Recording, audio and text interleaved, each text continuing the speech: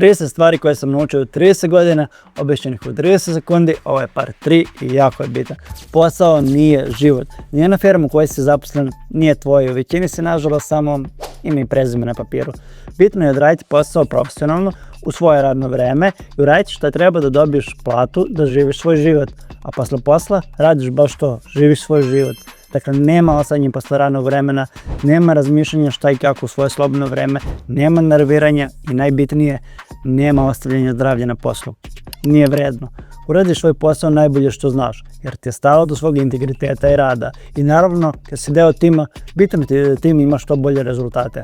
Uz to, gledaš da dobiješ što više moguće od posla, da učiš, da napreduješ, da iskoristiš što vreme što bolje možeš.